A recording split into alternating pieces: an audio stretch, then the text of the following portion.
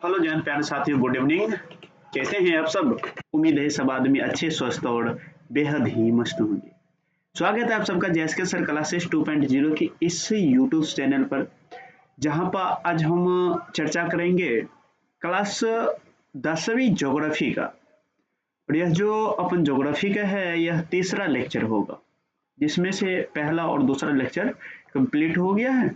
और उन पहला और दूसरा लेक्चर्स में हमने देख लिए थे संसाधन क्या होती है, और संसाधन को वर्गीकृत किया गया है, किन किन आधारों पर किया गया है, और वर्गीकरण के आधार पर कौन कौन सी संसाधन होती है, जिसमें से कुछ संसाधन की अपना सब चर्चा भी कर लिए थे पहला और दूसरा क्लास में। आज फिर उनसे आगे जो संसाधन है उनके ऊपर चर्चा करते हैं। जैसा कि आपके सामने है, व्यक्तिगत संसाधन, सामुदायिक संसाधन, राष्ट्रीय अंतर्राष्ट्रीय संसाधन, इन सारे संसाधनों पर आज की अपन की डिटेल चर्चा होगी। यदि आप सब भी चैनल के साथ पहली बार जुड़े हैं तो फटाफट से चैनल को सब्सक्राइब कर लीजिए। यदि वीडियो अच्छा लगे तो लाइक भी कर देना और अपने दोस्तों के साथ शेयर भी कर देना। चलो बिना टाइम को गवाते हुए अपनी की क्लास का करते हैं शुभारंभ और जानते हैं सबसे पहले व्यक्तिगत संसाधन क्या होते हैं।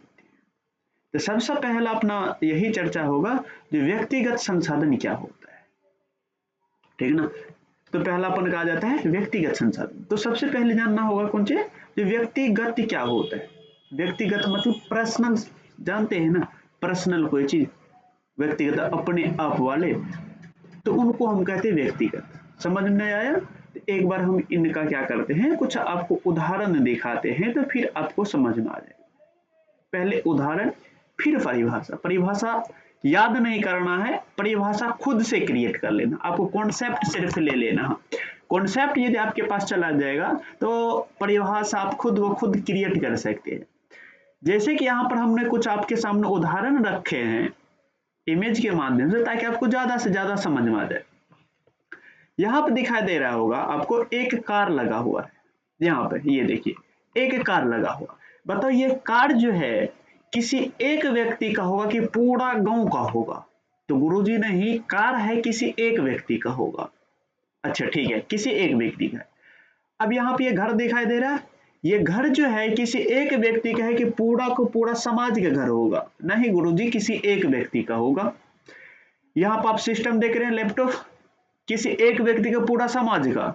तो गुरुजी किसी एक का। बल्ब हो गया, यहाँ पर बुक हो गया, जूता हो गया, यहाँ पर परिवार हो गया। परिवार मतलब ये पुरुष है, ये स्त्री है, ये तो सबको पता दिखाई दे रहा है, पुरुष है और स्त्री है। ये स्त्री पर जो है इन पुरुष का हक है, क्योंकि ये इमेज से लग रहा है उनका जो पति है। ये महिला जो है, ये महिला की इमेज से लग रहा है ये पुरुष क्या है, पति है। तो बताओ इन महिला को पूरा पूरा समाज का हक होगा कि इन पुरुष का हक होगा? तो गुरुजी इन पुरुष का हक होगा। अब ये पुरुष का हक कैसे होगा? यदि ये पुरुष, यदि ये व्यक्ति कहते हैं इन महिला को चलो मेला जाते हैं, तो मेला जाएगी। यदि मान लेते हैं इसी का कोई यदि पड़ोसी लड़का बोलेगा चलो जाते हैं जो मेला घूमने, तो क्या जाएगी? यदि इनका पुरुष यानी कि इनका पति मना कर देगा तो नहीं जाएगा। बैग हो गया, यहाँ पर देख रहे हैं गाड़ी हो गया, सब पर बताओ किसी एक व्यक्ति का अधिकार है, किसी एक व्यक्ति का हक है, या पूरा का पूरा समाज का हक है? तो नहीं गुरुजी, आपके सामने यहाँ जितना दिखाई दे रहा है सारे वस्तु पर किसी एक का हक है, यानी कि किसी एक का अधिकार है। जब इतना बात समझ गया तो आपको परिभाषा भी क्लियर हो जाना चाहिए। जो वैसी संसाधन जिस पर किसी एक व्यक्ति का हक हो या किसी एक व्यक्ति का अधिकार हो, तो उसे हम कहते हैं व्यक्तिगत संसाधन। उसे हम क्या कहेंगे? तो व्यक्तिगत संसाधन। तो उम्मीद है जो आपको व्यक्तिगत संसाधन क्लियर हो गया होगा। तो व्यक्तिगत संसाधन किसको कहेंगे? जिस प्रकार यहाँ पर भी कुछ उदाहरण देखने को मिल रहा है। व्यक्तिगत संसाधन वैसा संसाधन जो किसी खास व्यक्ति के अधिकार क्षेत्र में होता है, उसे हम क्या कहते हैं? व्यक्तिगत संसाधन। कोई खास व्यक्ति है, उनके अधिकार, जिस प्रकार से अभी उदाहरण हम देख लिए, तो कुछ उदाहरण यहाँ पर हम ले रखे। भूखंड हो गया। भूखंड क्या होता है प्यारे साथियों? भूमि का खंड। भूखंड मतलब भूमि का खंड, यानी कि जमीन जायदाद जिसको कहते हैं। घर हो गया, जायदाद हो गया, बाग बगीचा हो गया, तालाब हो गया, कुआं हो गया इत्यादि। ये सारे का सारे कौन सा संसाधन होगा? तो व्यक्तिगत संसाधन। तो वैसे भी समझ लेना कि जिस वस्तु पर किसी एक परिवार का या किसी एक व्यक्ति का अधिकार होते हैं उसे हम कहते हैं व्यक्तिगत संसाधन। और यह व्यक्तिगत संसाधन जो होता है, इस व्यक्तिगत संसाधन के बदले में सरकार को हमें क्या देना पड़ता है? तो लगान चुकाना पड़ता है। अब लगान क्या होता है गुरुजी? तो लगान कुछ नहीं होता है, टैक्स का तो नाम सुना ही होगा। तो लगान मतलब क्या होता है? टैक्स। तो व्यक्तिगत संसाधन जो भी होगा, उन व्यक्तिगत संसाधन के बदले क्या देती है सरकार को? टैक्स देती है। अब क्या हम टैक्स देते हुए कहाँ देखते हैं? तो बच्चों टैक्स देते हुए नहीं देते, जीएसटी का तो नाम सुना ही होगा। जीएसटी बड़ा ही प्रचलित नाम है, जीएसटी के नाम सुना होगा। जीएसटी वो क्या है? एक प्रकार की कर ही तो है। आप नमक खरीदो, आप चाहे वस्त्र खरीदो, आप चाहे कोई भी सामान खरीदो, उन पर क्या होती है? जीएसटी बिल होता है, जीएसटी हमको देना पड़ता है। हम व्यक्तिगत सामान खरीद रहे हैं तो इसके बदले हम क्या दे रहे हैं? सरकार को टैक्स दे रहे हैं। इसके साथ साथ और तो सुना ही होगा, जो क्या होते हैं? भूमि जमीन होते हैं, खेत बोलते हैं ना, तो खेत का रसीद कटाते हैं। तो खेत का रसीद कटाते, रसीद वो क्या होते हैं प्यारे साथियों? रसीद कुछ नहीं होते, वही हम जो जमीन अपना जोत रहे हैं, जमीन अपना हम क्या करें? उपजा कर खा रहे हैं, तो उसका उपयोग कर रहे हैं जमीन का, तो उनके बदले में हम सरकार को क्या देते हैं? लगान देते हैं, यानी कि सरकार को टैक्स देते हैं। उम्मीद है आपको जो व्यक्तिगत संसाधन क्लियर हो गया होगा। तो व्यक्तिगत संसाधन फिर से हम कह देते हैं जो ऐसे संसाधन होते हैं जिस पर किसी खास व्यक्ति का अधिकार होता है, उसको हम क्या कहते हैं? व्यक्तिगत संसाधन कहते हैं। इसके बाद आता है सामुदायिक संसाधन। कौन सा संसाधन? सामुदायिक संसाधन। अब सामुदायिक संसाधन क्या होता है? जिस संसाधन पर किसी खास समूह का अधिकार होता है, जिस संसाधन पर किसी खास समूह का अधिकार होते हैं उसे हम कहते हैं सामुदायिक संसाधन। अब जैसे देखो, यहाँ पर स्कूल हो गया, प्राइवेट स्कूल की बात नहीं करते हैं, सरकारी स्कूल का बात करते हैं। कौन से स्कूल का? सरकारी स्कूल का। तो स्कूल हो गया, तो बताओ स्कूल पर किसी एक का अधिकार होता है कि पूरा पूरा उस क्षेत्र में जितना भी व्यक्ति आता है सभी का? तो सभी का अधिकार होता है। यदि मध्याह्न भोजन में कोई गड़बड़ी करते हैं तो उस समाज के जितना व्यक्ति हो सब पहुंच जाते हैं और हेडमास्टर को एकदम बड़े ही क्या करते हैं? पर अति करते हैं, जो ऐसा का है वो ऐसा का है, ये सब होगा। इसके बाद बात करते हैं, हॉस्पिटल हो गया, पानी हो गया, पानी हो गया, ये सब क्या होते हैं? ये पुस्तकालय हो गया, ये सारे के सारे होते हैं सामुदायिक संसाधन। पोखर हो गया, पोखर, अब पोखर कितना पर्सनल भी आता है और कितना ऐसे होता है जो कि क्या होते हैं? सरकारी पोखर का नाम सुना होगा। उस पर क्या होते हैं? उतना क्षेत्र का जितना व्यक्ति होता है सभी का अधिकार होता है। तो सीधा सीधा समझ जाओ, जो वैसा संसाधन जिस पर किसी खास समूह का, वैसा संसाधन जिस पर किसी खास समूह का या समुदाय का अधिकार होता है या आधिपत्य में होता है, उसे हम क्या कहते हैं? सामुदायिक संसाधन कहते हैं। वैसा संसाधन जिस पर किसी खास समूह का अधिकार होता है उसे सामुदायिक संसाधन कहते हैं। या हम कह सकते हैं वैसा संसाधन जिस पर किसी खास समूह, जो जिस पर किसी खास समूह के आधिपत्य में होता है या जो किसी खास समूह के आधिपत्य में होता है, जिसका उपयोग समूह के सुलभ के लिए होता है, उसे हम क्या कहते हैं? सामुदायिक संसाधन कहते हैं।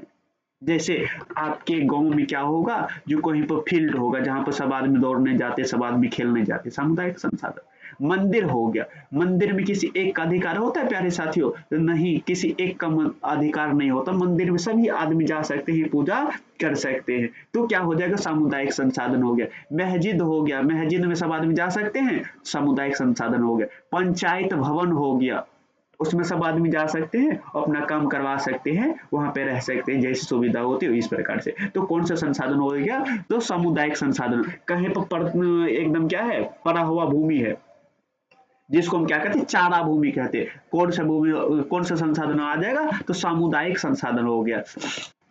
तो वही आपके उदाहरण में है, गांव में चारा भूमि, शमशान हो गया, शमशान घाट होता है ना जहां पर क्या होते हैं? मुर्दा सबको जलाया जाता है। मंदिर हो गया, मस्जिद परिसर हो गया, सामुदायिक भवन हो गया। सामुदायिक भवन क्या होते हैं? जो पंचायत में छोटा सा घर बना दिया जाता है जहां पर कुछ आदमी आकर बैठ सकता है, मीटिंग कर सकते हैं, इत्यादि कर सकता है, उसको हम क्या कहते हैं? सामुदायिक भवन कहते हैं। तालाब हो गया, खेल का मैदान हो गया, इत्यादि वगैरह वगैरह संपूर्ण सुना जाएगा तो सामुदायिक संसाधन में आ जाएगा। क्लियर हो गया? तो व्यक्तिगत अभी हमने देखे हैं दो संसाधन, व्यक्तिगत संसाधन और सामुदायिक संसाधन। व्यक्तिगत संसाधन उसको कहते हैं जिस पर किसी खास व्यक्ति का अधिकार होता है, उसे किसी एक, ऐसे सिंपल से कह दो ना, जिस संसाधन में किसी एक व्यक्ति का अधिकार होते हैं उसे सामुदायिक संसाधन, और जिस संसाधन पर क्या होते हैं एक से अधिक यानी कि किसी ग्रुप, किसी समूह का अधिकार, या 5, 10, 15, 20, 50 या किसी टोला का हो गया, किसी ग्राम का हो गया अधिकार होता है, उसको हम क्या कह देंगे? तो सामुदायिक संसाधन कह देंगे। यहां तक उम्मीद है क्लियर होगा। आते हैं फिर राष्ट्रीय संसाधन। कानूनी तौर पर राष्ट्र के अंदर या राज्य के अंदर में जितना भी संसाधन होते हैं वो सारे के सारे राष्ट्रीय संसाधन कहलाते हैं कानूनी तौर पर। अब ऐसा नहीं होगा, राज्य के अंदर में तो पति पत्नी भी होती है राज्य के अंदर में। अच्छा बात, तो जिस प्रकार से बिहार राज्य हुआ, बिहार राज्य हुआ, बिहार राज्य के अंदर में क्या है? व्यक्ति है, व्यक्ति है, तो हाँ गुरु जी व्यक्ति है। इसी व्यक्ति में कोई किसी का पति होगा, कोई किसी का पति होगा, कोई किसी का पत्नी होगा। तो बताओ राज्य के अंदर में तो ये पत्नी भी है, पति भी है, क्या इन पत्नी पर सरकार के अधिकार है? तो नहीं गुरुजी, पत्नी पर सरकार के अधिकार नहीं है। सरकार इसको नहीं कर सकते चलो फलाना जगह काम करो, चलो मेरे साथ यहाँ चलो वहां चलो, ये नहीं कह सकते। ये हो गया व्यक्ति, पत्नी हो गया व्यक्तिगत संसाधन, पत्नी हो गया व्यक्तिगत संसाधन। कानूनी तौर पर जो क्या होते हैं सरकार के अधीन होते हैं, राष्ट्र के अधीन होते हैं, उसको कहते हैं व्यक्तिगत संसाधन। जैसे कि ऐसे नहीं समझ में आएगा, जैसे से क्लियर हो जाएगा। जैसे क्या बात करते, वन हो गया, जंगल, जंगल पर क्या होते हैं? सरकार के अधिकार होते हैं, इसलिए तो कहते हैं जो आरक्षित कर दिया गया है, आरक्षित कर दिया गया है मतलब वहां पर सरकार के पहरेदार मतलब क्या होते हैं? कुछ पुलिस वाले होते हैं, उस वन में जाने से क्या होते? वंचित होते हैं, रोकते हैं। सरकार के तभी तो पशु हो गया, वन की पशु हो गया, वन में जो पशु घूमते रहती है, जो उनको आप पकड़ कर ले जाते हैं घर या उनको मार देता, आपके ऊपर केस हो सकता है। ये कौन सा संसाधन हो जाएगा? तो व्यक्तिगत संसाधन, सॉरी क्या राष्ट्रीय संसाधन हो जाएगा। आपके साथ साथ क्या हो गया? नदी हो गया, कौन सी चीज हो गया? नदी हो गया। तो नदी कौन सा संसाधन? नदी पर सरकार की अधिकार होती है, उसकी क्या करते थे? बांध बनवाना हो गया, वगैरह वगैरह काम जो होते हैं सरकार के द्वारा होते हैं। तो कौन सा संसाधन हो गया? व्यक्तिगत, सॉरी राष्ट्रीय संसाधन हो गया। भूमि हो गया, कौन सा संसाधन हो गया? तो राष्ट्रीय संसाधन। ईंधन, तेल हो गया, तो तेल क्या होते हैं? तेल, डीजल, पेट्रोल सब जो होते हैं ये कहाँ से आते हैं? इसका कारखाना होते हैं। कारखाना किसके अधीन? तो सरकार के अधीन। तो कौन सा संसाधन हो गया?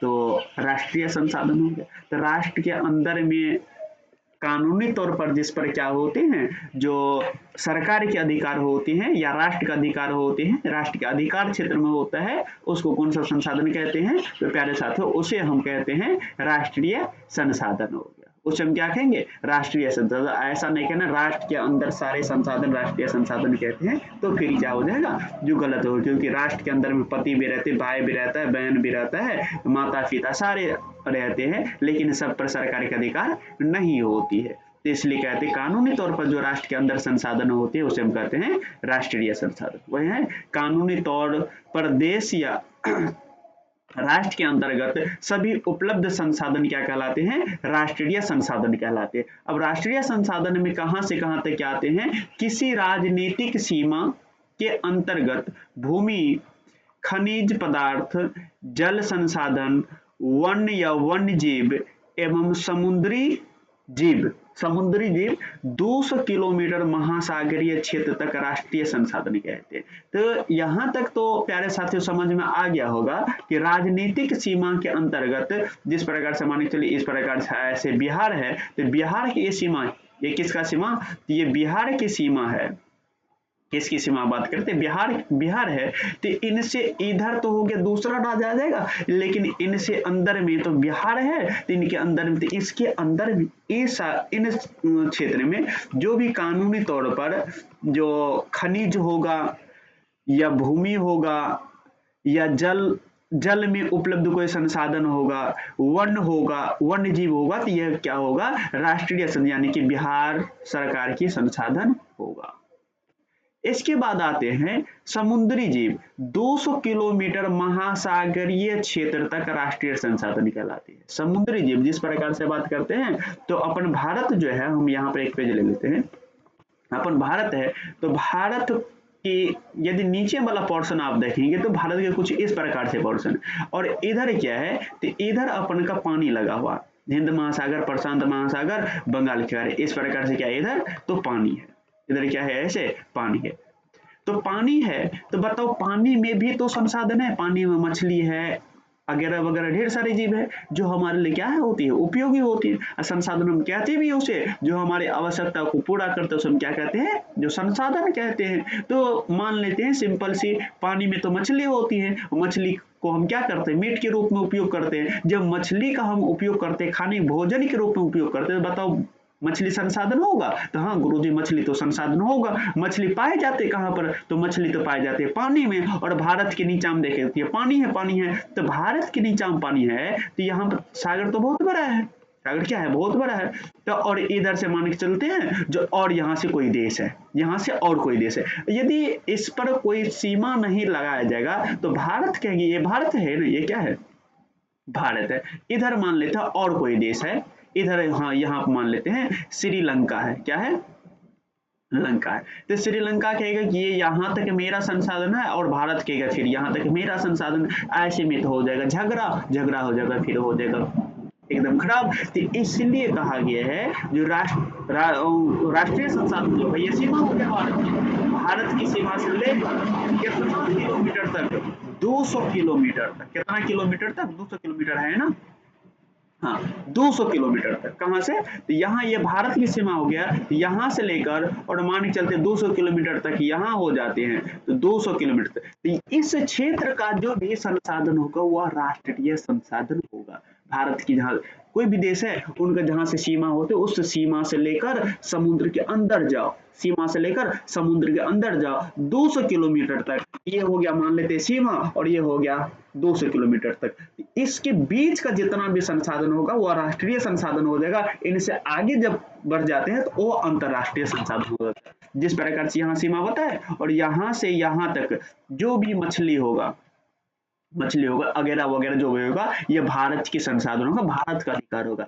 200 आगे बढ़ जाते, इधर बढ़ जाते हैं, 200 हम आगे बढ़ जाते इस क्षेत्र में, इधर आ जाते हैं, तो इधर जो भी संसाधन होगा अंतरराष्ट्रीय संसाधन होगा, इधर सब उपयोग कर सकते हैं। लेकिन 200 ये रेखा बताए 200 किलोमीटर, यदि इनसे इधर अंदर कोई भी आता है तो भारत से 200 किलोमीटर बोले हैं, तो भारत से परमिशन लेना पड़ेगा, क्योंकि इसके अंदर का संसाधन भारत के संसाधन होगा, क्योंकि राष्ट्रीय संसाधन यही बात कहती है।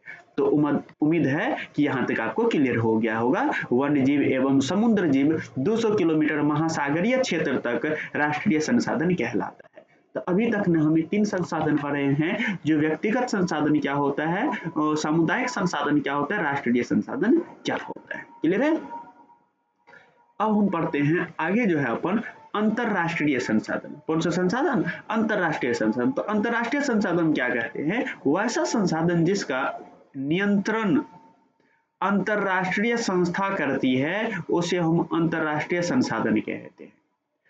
दोस्त अभी बताए ना, जिस प्रकार से मान लेते हैं, अभी जस्ट जो बताए हैं, ये भारत बताए, ऐसे भारत के नीचे वाले हिस्सा, भारत के नीचे वाले हिस्सा, और इनसे बताए हैं अभी इधर क्या है, समुद्र जुड़ा, अरब सागर जुड़ा है, अरब प्रशांत सागर, इधर बंगाल की खाड़ी, हिंद महासागर, ऐसे है, ये पूरा पूरा क्या है, सागर है। यदि हम बात करें तो यहाँ से हम आते हैं यहाँ तक, यहाँ तक आ गए, और यहाँ तक हमें कितना किलोमीटर पड़ गया, 200 किलोमीटर। तो ये भारत हो गया, भारत की सीमा हो गया, और भारत की सीमा से 200 किलोमीटर आगे चल गई, भारत की सीमा हो गया, और यहाँ तक 200 किलोमीटर पड़ गया। तो यहाँ से बीच का जो संसाधन होगा, इस बीच का संसाधन पर अधिकार किसका होगा, भारत के अधिकार होगा, और यह राष्ट्रीय संसाधन कहलेगा। लेकिन इस 200 किलोमीटर से आगे 200 किलोमीटर से आगे मान के चलो 210 किलोमीटर का आगे, कितना, 210 किलोमीटर का आगे, या 210 किलोमीटर पर जो होगा, इस पर भारत का अधिकार नहीं होगा, ये कहलाएगा अंतरराष्ट्रीय संसाधन। क्या कहलाएगा? अंतरराष्ट्रीय संसाधन वही है किसी देश की तट रेखा से 200 किलोमीटर की दूरी तक का क्षेत्र अपमार्जक आर्थिक क्षेत्र के नाम से जाना जाता है। तो ये कौन सा क्षेत्र कहलाता है? तो अपमार्जक आर्थिक क्षेत्र। 201 किलोमीटर जैसे हो जाएगा, कौन सा क्षेत्र कहलाएगा? क्या कहलाएगा? अपमार्जक आर्थिक क्षेत्र कहलाएगा। और इनसे इधर के जो होगा वो क्या होगा? अंतरराष्ट्रीय संसाधन होगा। कौन सा संसाधन होगा? तो अंतरराष्ट्रीय संसाधन होगा। ठीक है ना।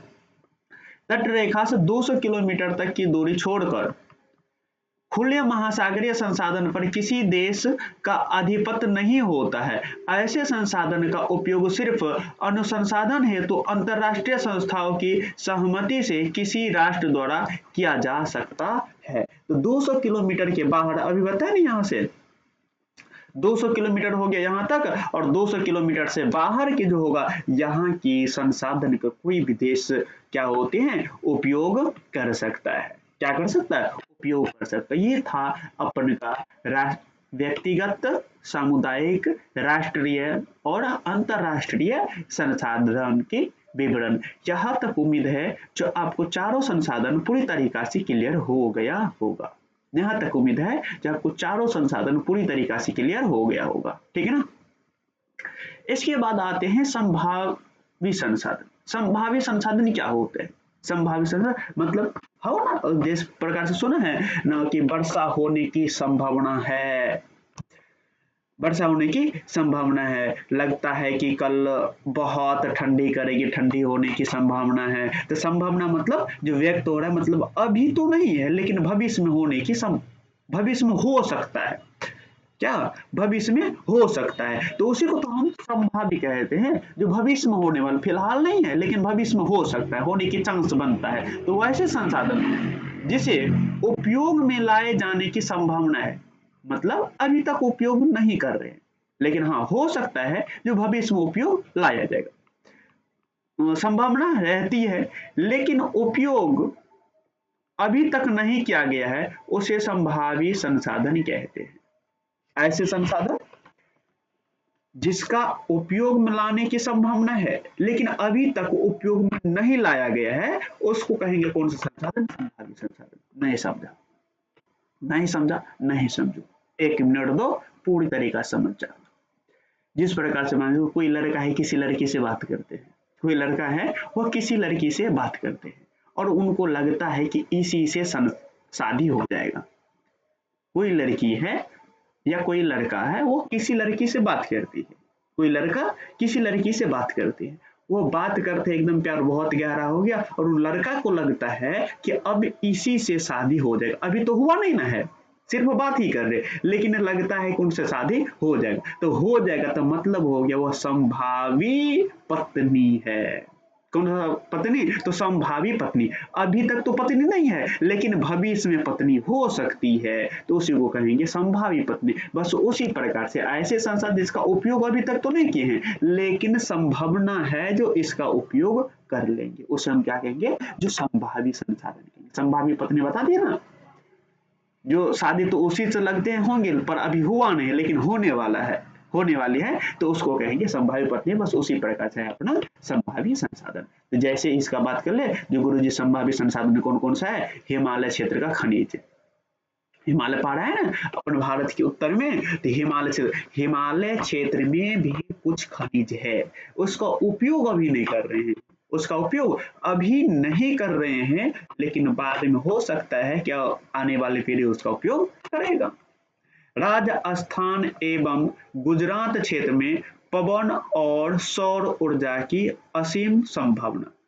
राजस्थान हो गया और गुजरात हो गया, इन दोनों क्षेत्र में पवन और सौर ऊर्जा, पवन ऊर्जा जिस प्रकार से पवन चक्की पढ़ा होगा, नहीं पढ़ा है तो पढ़ेंगे पवन चक्की क्या होता है। सौर ऊर्जा ये सौर प्लेट वाला जो इसका बड़ा सा प्लांट लगाया जाएगा, ऐसा है संभावना, हुआ नहीं है, लगाया कि नहीं गया, ऐसी संभावना बनती है। जो राजस्थान है और गुजरात में यहाँ पर बहुत बड़ा, बहुत संख्या में पवन चक्की लगाया जाएगा जिसके कारण से हमें ऊर्जा प्राप्त होगी। बहुत संख्या में सौर प्लेट बिछाया जाएगा जिसके कारण से क्या होगा, हमें वहां से क्या होगा, ऊर्जा प्राप्त होने की संभावना है। तो यहाँ तक है जो आपको संभाव्य संसाधन भी क्लियर हो गया।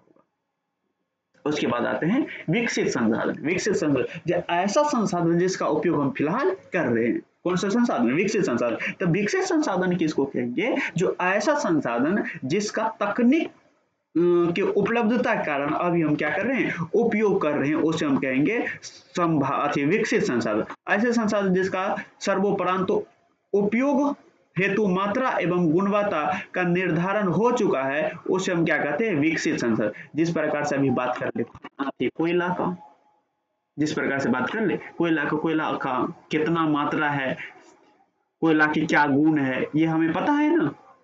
जो कोयला हमको पता है, जो यदि इसी रफ्तार से हम कोयला का उपयोग करते रहें तो हो सकता है कुछ वर्षों में कोयला खत्म हो जाएगा। इसलिए तो क्या करते हैं, जो पहले कोयला पर ट्रेन चलता है, पता होगा, पहले कोयला पर ट्रेन चलते थे, लेकिन कोयला की गुणवत्ता और मात्रा को देखते हुए उसको डीजल पर दे दिया। डीजल से अब कहाँ पर भेज दिया है? तो बिजली पर दे दिया।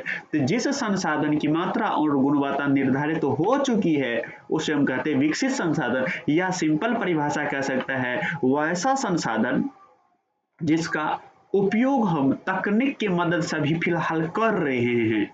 वैसा संसाधन जिसका उपयोग तकनीक की सहायता से अभी हम कर रहे हैं, तो उसे कह देंगे विकसित संसाधन।